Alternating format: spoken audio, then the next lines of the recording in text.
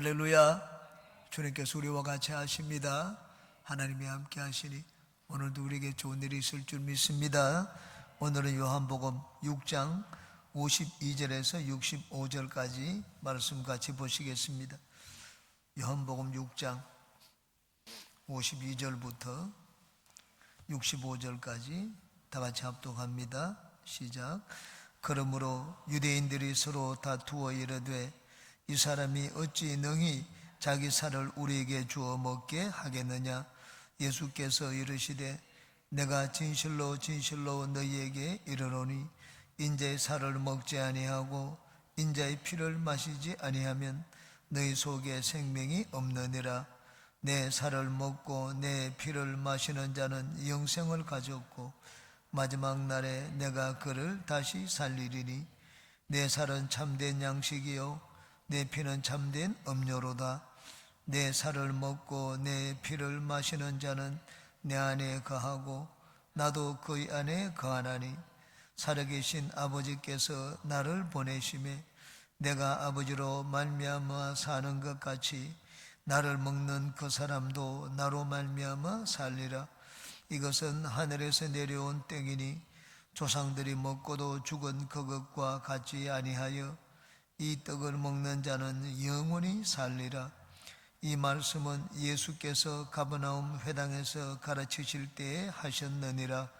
제자 중 여럿이 듣고 말하되 이 말씀은 어렵도다 누가 들을 수 있느냐 한데 예수께서 스스로 제자들이 이 말씀에 대하여 수군거리는 줄 아시고 이르시되 이 말이 너희에게 걸림이 되느냐.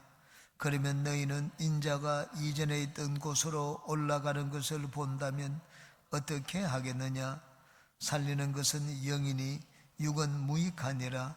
내가 너희에게 이런 말은 영이요 생명이라. 그러나 너희 중에 믿지 아니하는 자들이 있느니라 하시니 이는 예수께서 믿지 아니하는 자들이 누구며 자기를 팔 자가 누구인지 처음부터 아심이러라.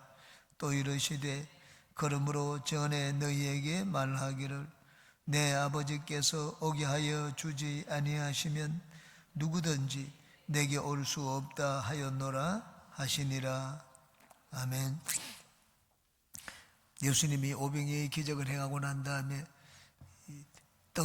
우리가 먹는 떡의 의미가 무엇인지 아주 길게 말씀을 하셨습니다. 그 떡을 중심으로 진짜 중요한 것은 생명의 떡이다는 말씀을 하셨습니다. 생명의 떡을 먹기 위해서는 예수님을 받아들여야 됩니다. 예수님이 몸을 먹고 살을 먹고 피를 마셔야지 영생을 가질 수가 있다고 말씀을 했습니다. 긴 강화의 이제 세 번째, 오늘은 마지막 시간입니다. 한 절씩 살펴보고 오늘은 나누겠습니다. 52절에 그러므로 유대인들이 서로 다투어 이르되 이 사람이 어찌 능히 자기 살을 우리에게 주어 먹게 하겠느냐.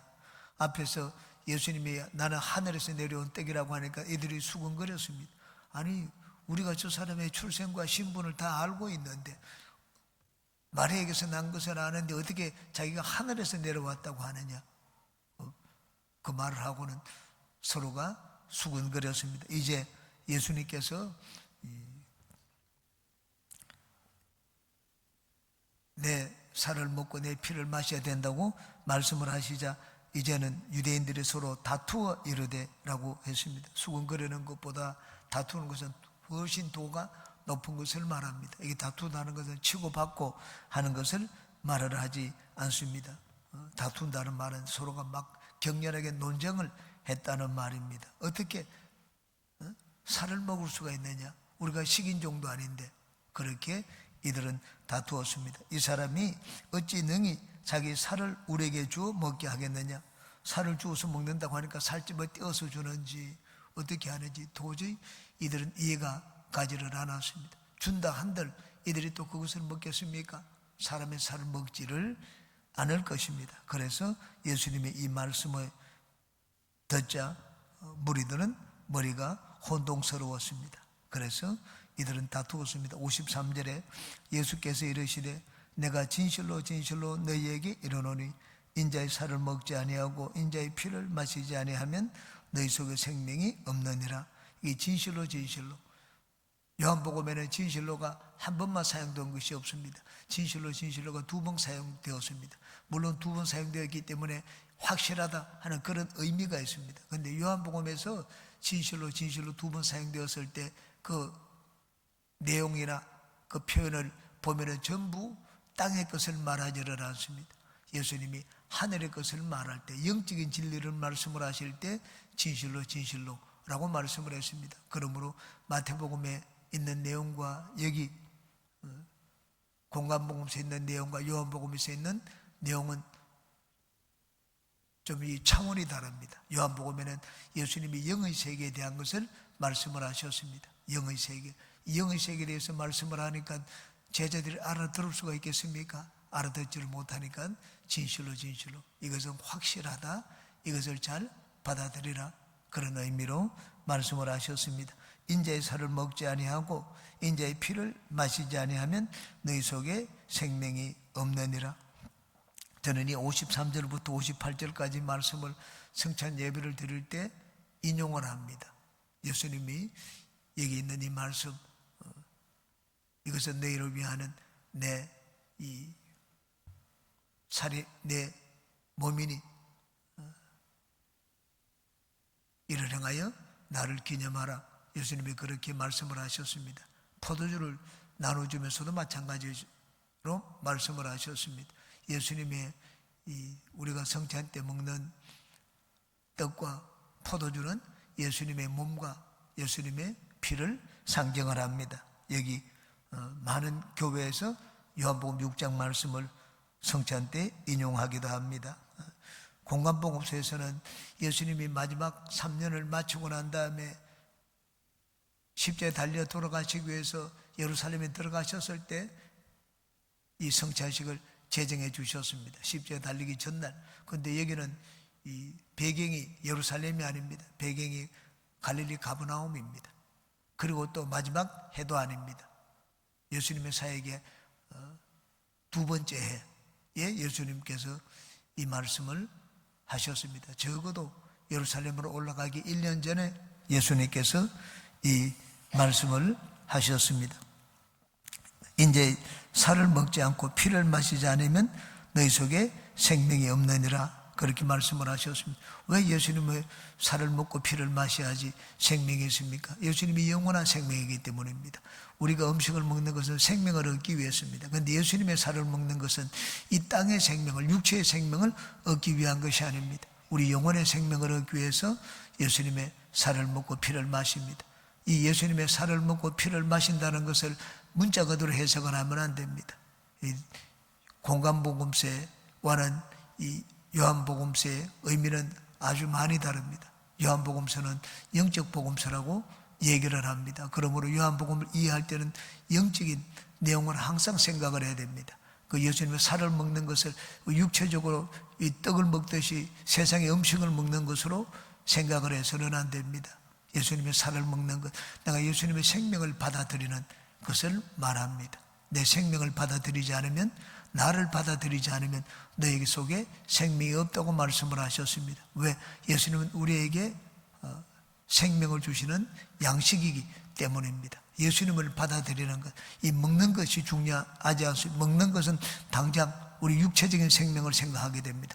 받아들이는 것은 그렇지 않습니다. 받아들이는 것은 육체적인 것을 넘어서 예수님을 내 마음속에 받아들이는 것을 말합니다. 54절에 내 살을 먹고 내 피를 마시는 자는 영생을 가졌고 마지막 날에 내가 그를 다시 살리리니. 예수님의 살을 먹고 예수님의 피를 마시는 자는 영생을 가졌다고 말씀을 했습니다. 공관복음서에서도 예수님이 제자들과 함께 이 성찬을 제정해 주셨습니다. 마지막 만찬을 드시면서 예수님의 몸이라고 말씀을 하시고 예수님의 피라고 말씀을 하셨습니다. 거기도 마찬가지입니다.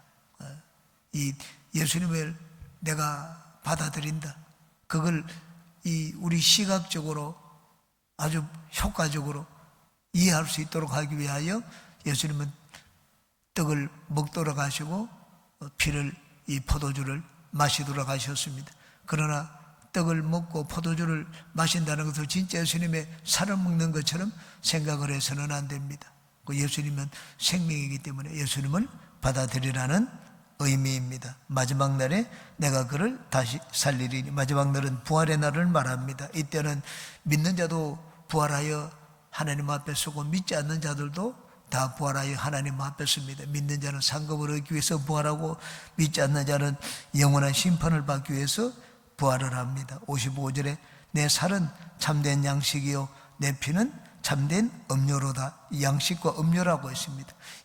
우리 육체가 살기 위해서는 양식을 먹고 음료를 마셔야지 우리 육체가 생명을 유지하는 것처럼 영적인 우리 영혼도 마찬가지입니다. 영적인 영혼도 생명을 공급해야지 살 수가 있습니다. 육체의 생명을 공급하지 않으면 육체는 지탱하지를 못합니다. 영적인 영혼도 마찬가지입니다. 영혼의 생명을 공급하지 않으면 그 영혼의 생명을 지탱할 수가 있습니까? 지탱할 수가 없습니다. 여러분, 영혼을 이해하는데 눈에 안 보이는 영혼과 영적인 세계를 어떻게 이해하면 좋습니까? 눈에 보이는 것에 비추어서 이해하면 됩니다. 옛날부터 철학자들은 이 땅에 있는 것은 눈에 보이지 않는 세계, 하늘의 세계 그림자라고 생각을 했습니다. 그러므로 하늘의 것과 땅의 것은 짝지어져 있습니다. 전혀 우리가 하늘의 것을 모르지를 않습니다. 여기 이 땅에서 너희들이 양식을 먹고 음료를 마셔야 살지 않느냐? 마찬가지로 영적인 생명을 얻기 위해서도 먹고 마셔야 된다고 말씀을 했습니다. 우리는 영적인 생명을 얻기 위해서 실제적으로 먹고 마시는 것이 아닙니다. 예수님이 이 비유로 말씀을 하셨습니다. 예수님이 땅에서 너희들이 양식을 먹고 음료를 마셔야지 사는 것처럼 영적으로도 너희가 생명을 얻기 위해서는 먹고 마셔야 된다 말씀을 하셨습니다. 무엇을 먹습니까? 내 살을 먹고 내 피를 마시라고 말씀을 하셨습니다.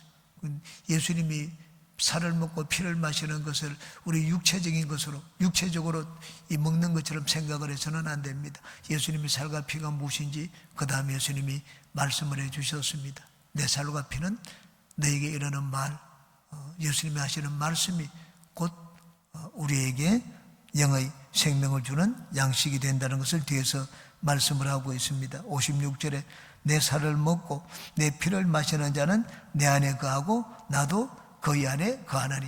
여러분, 우리가 음식을 먹으면 그 음식이 내 안에 있습니다. 그런데 예수님을 받아들이게 되면 예수님이 내 안에 있고 나도 예수님 안에 있다고 합니다.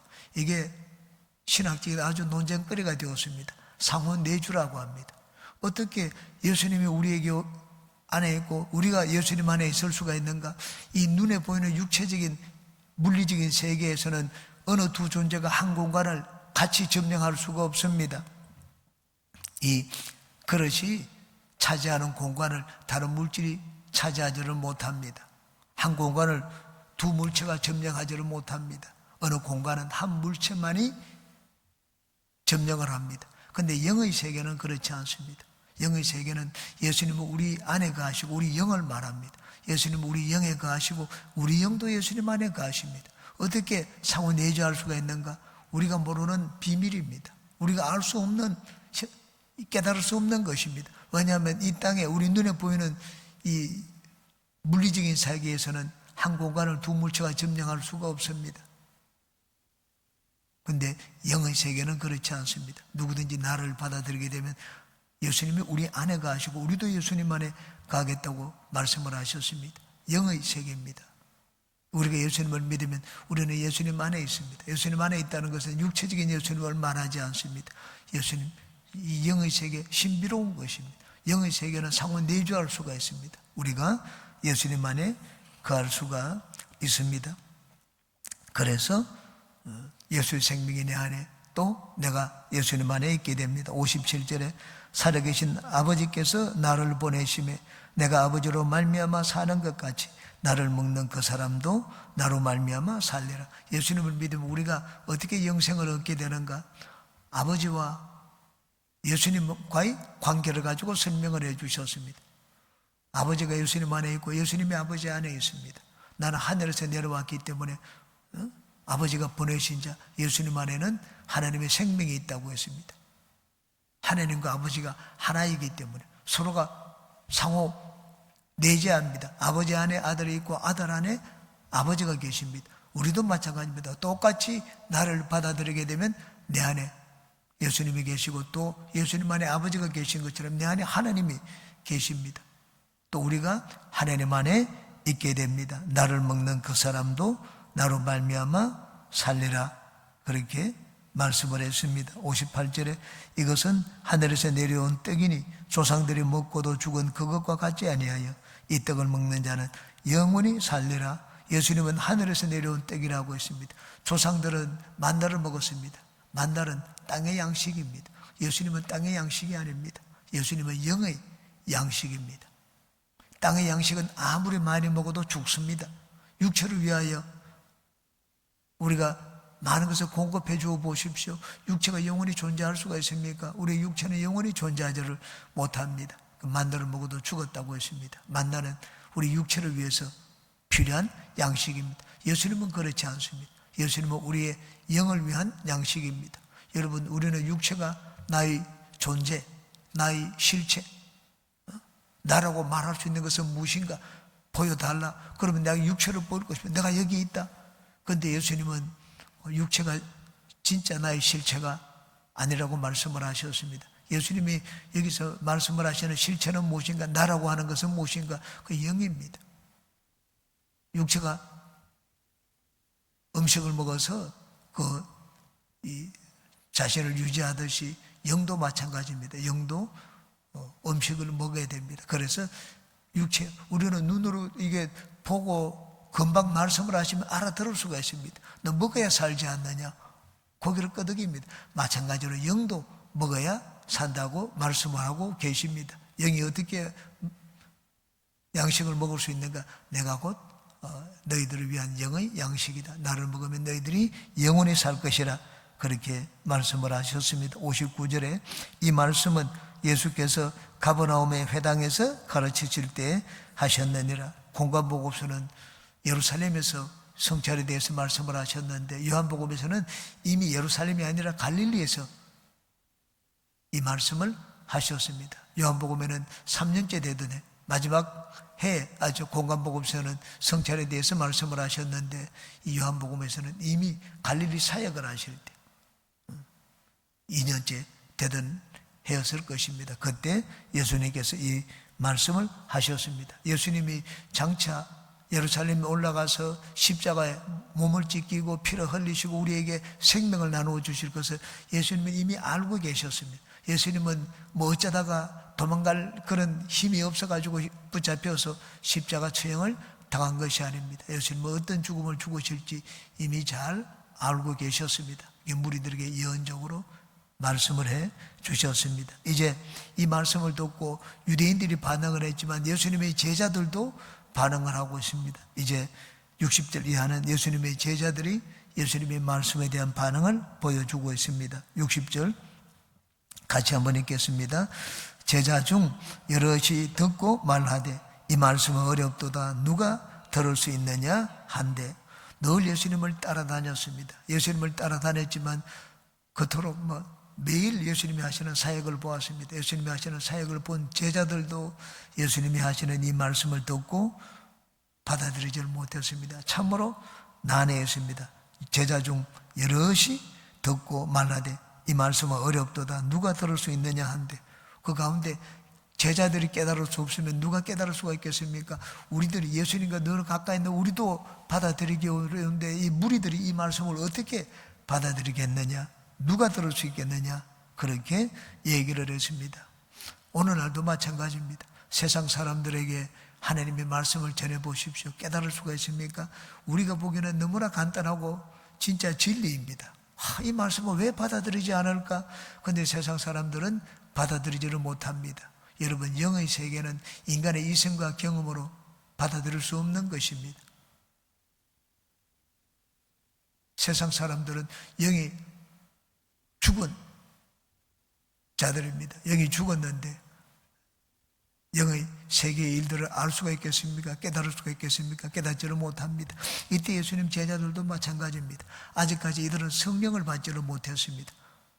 가이사랴 빌립보에서 너희들은 나를 누구로 하느냐? 그 질문을 하셨을 때 막 베드로가 손을 들고 자랑스럽게 얘기했습니다. 주는 그리스도시고 살아계신 하나님의 아들입니다. 우리들이 깜짝 놀랐습니다. 어떻게 저렇게 과감하게 저런 발언할 수 있는가? 위험한 발언인데 예수님이 베드로를 칭찬했습니다. 그리고는 말씀을 하시기를 이를 내게 알게 하니는 세력이 아니고 하늘에 계신 내 아버지라 말씀을 하셨습니다. 하나님이 깨닫게 해주시지 않으면 예수님이 누구신지 알지를 못한다는 말입니다. 그들은 예수님을 따라다녔지만 실제로 예수님이 누구신지 몰랐습니다. 모르고 그냥 뛰어난 선지자다 그렇게 생각하고 예수님을 따라다녔습니다. 여기도 마찬가지입니다. 예수님이 영에 대해서 말씀을 하셨습니다. 영에 대해서, 영적인 진리에 대해서 말씀을 하셨는데 도저히 받아들일 수가 없었습니다. 첫째, 예수님의 살을 먹는다는 것 받아들이기 어려웠죠. 조상들이 만다를 먹고도 죽었지만 예수님의 살을 먹으면 영원히 산다. 영원한 생명을 얻는다. 영원한 생명은 육체가 영원히 살 수 있는 걸로 생각을 했습니다. 이들은 모든 것을 영적으로 생각하지 않고 육적인 것으로 생각을 했습니다. 어떻게 그렇게 생각을 했습니까? 아직 성령이 그들 가운데 오시지 않았기 때문입니다. 우리는 은혜 중에 은혜의 시대에 살고 있습니다. 이 제자들조차도 예수님 곁에서 늘 따라다니던 제자들조차도 깨닫지 못했는데 성령께서 우리에게 오시면 하나님 말씀을 환하게 깨닫고 이해할 수 있도록 도와주시기 때문입니다. 그러므로 여러분은 성경 말씀을 읽을 때 또 영의 세계에 대해서 우리가 받아들이기 위해서는 늘 성령으로 충만하고 성령 하나님을 의지해야 됩니다. 항상 성령의 도우심을 구하며 하나님 말씀을 듣는 우리 모두가 되시기를 바랍니다. 61절 예수께서 스스로 제자들이 이 말씀에 대하여 수근거리는 줄 아시고 이러시되 이 말이 너에게 걸림이 되느냐? 앞에서 유대인들이 예수님 말씀을 듣고 첫 번째 수근거렸습니다. 내가 하늘에서 내려온 떡이라고 하니까 이들이 수근거렸으며 저 사람이 출생 신분을 아는데 땅에서 났는데 어떻게 하늘에서 내려왔다고 말을 하느냐? 그렇게 얘기를 했습니다. 유대인들이 수근거린 것처럼 이 제자들도 이 예수님 말씀을 받아들이기 어려웠습니다. 그래서 수근거렸습니다. 수근거렸다는 말은 예수님의 말씀이 마음에 들지 않는다는 말입니다. 너무 어렵게 말씀하신다는 말입니다. 저 설교를 하더라도 설교를 할 때 저희 아들이 미국에 있을 때 늘 듣습니다. 듣고는 아빠 말씀이 너무 어렵다. 자기가 못 받아들이면 어렵다고 얘기를 합니다. 나는 별로 어려운 것 같지 않은데 나는 뭐 괜찮다고 해서 준비를 했는데 받아들이지 못하면 저희 아들이 설교가 너무 어렵다. 그렇게 말을 하는 것을 저는 여러 번 들었습니다. 예수님의 제자들도 마찬가지입니다. 우리 주님께서 말씀을 너무 어렵게 하신다. 도저히 우리도 알아듣지를 못한 말씀을 하시는데 무리들이 어떻게 받아들이겠느냐? 그렇게 얘기를 했습니다. 그 수근거리는 것을 보시고 예수님이 말씀을 하셨습니다. 이러시되 이 말이 너희에게 걸림이 되느냐? 걸림이 된다. 이 장애물이 되는 것을 말합니다. 걸림이 되니까는 어떻게 합니까? 이젠 예수님과 멀어지게 됩니다. 예수님께 등을 돌리게 됩니다. 오늘날 쉽게 말하면 시험에 되느냐 하는 말입니다. 여러분 설교 말씀을 듣고 난 다음에 오늘날도 시험에 드는 분들이 종종 있습니다. 막 나한테 받아들이기 어려운 말씀을 하신다. 그리고 특히 물질에 대해서 얘기하면 종종 사람들이 시험에 듭니다. 이게 걸림이 되느냐?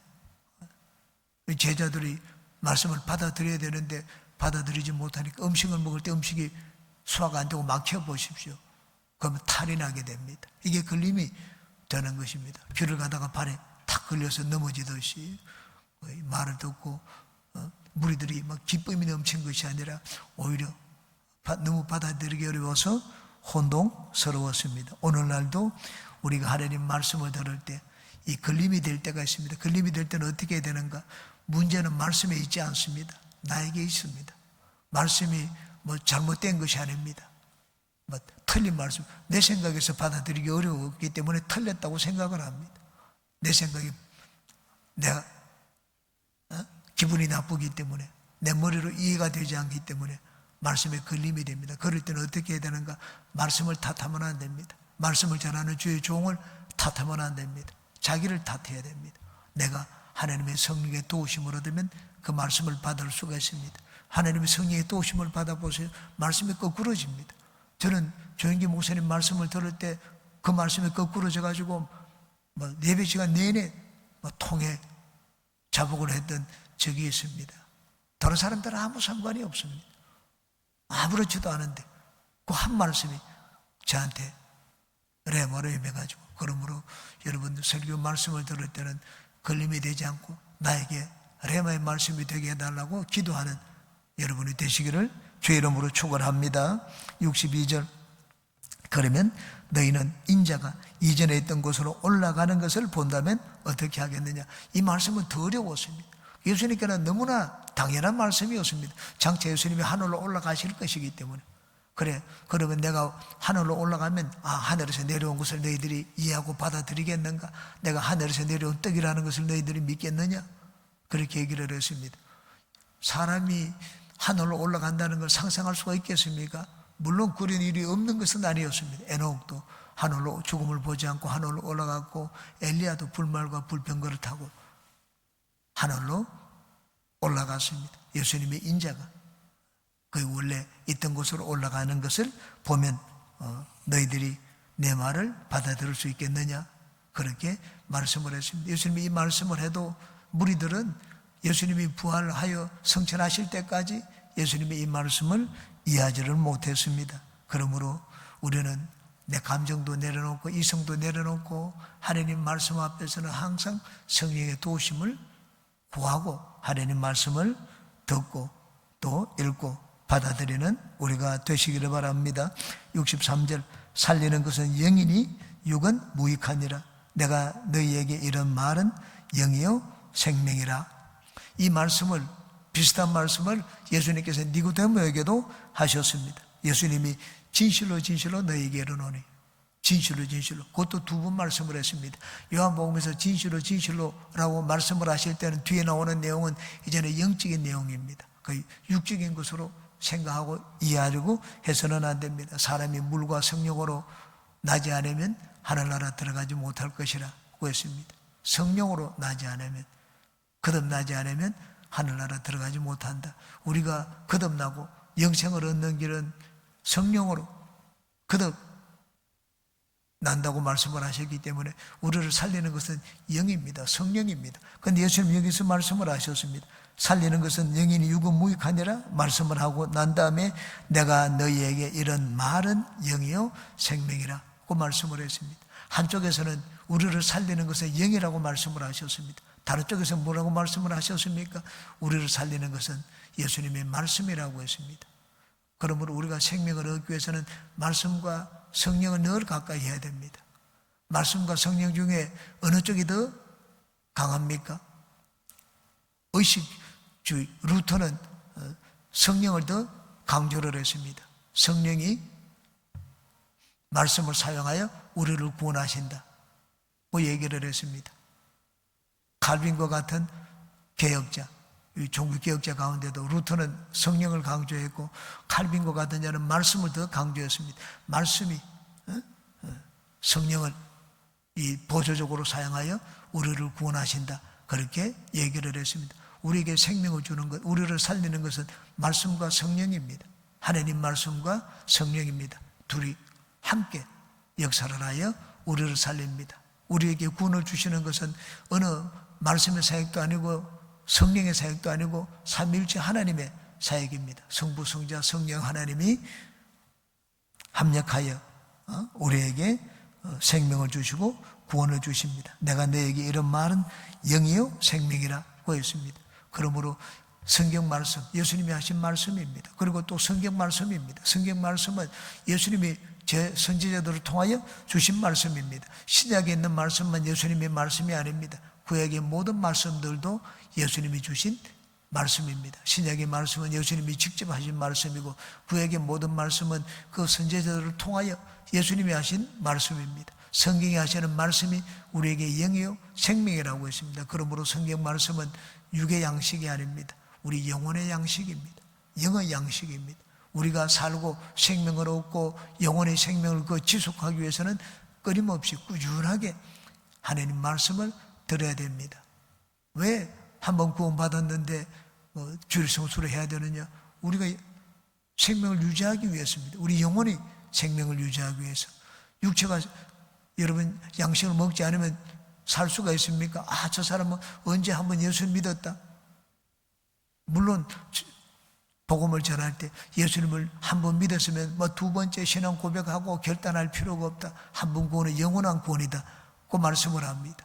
한 번 구원은 영원한 구원이라는 말씀은 매일 예수님을 믿고 신앙생활을 성실하게 하는 사람을 두고 한 말입니다. 한 번 딱 교회 나왔다고 해서 구원받느냐? 결코 그렇지 않습니다. 한 번 구원은 영원한 구원이라는 것은 성실하게 예수 믿는 사람을 두고 한 말씀입니다. 매번 그렇게 할 필요가 없다. 그 사람에게 위로를 주기 위해서 하시는 말씀입니다. 그런데 평생 한 번 나와가지고 여러분 밥을 한 번 먹고 내가 육체의 생명을 유지할 수가 있습니까? 당연히 아니잖아요. 영은 어떻습니까?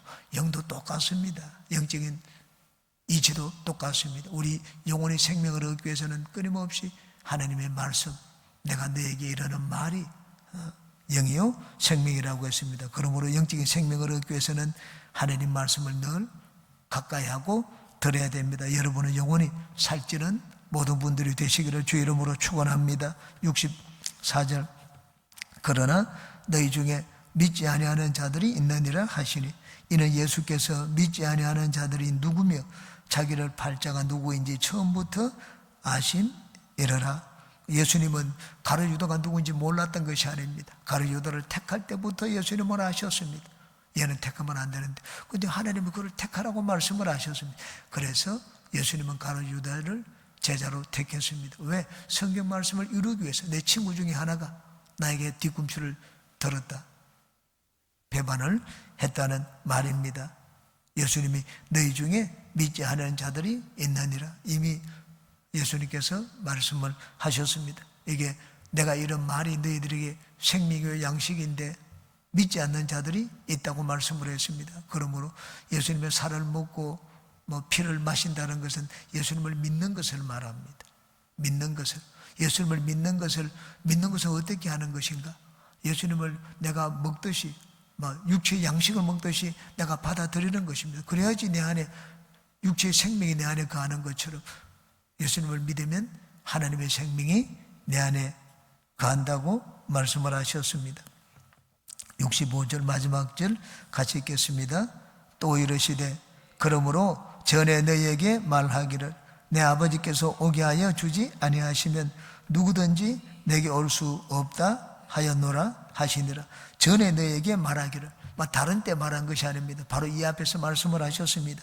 37절과 44절에 아버지께서 내게 오지 않으면 내게 올 자가 없다는 말씀을 하셨습니다. 여기 아버지께서 내게 오게 하여 주지 아니하시면, 예수님은 모든 것이 자기에게 달려있기 때문에 자기를 최고라고 하지 않았습니다.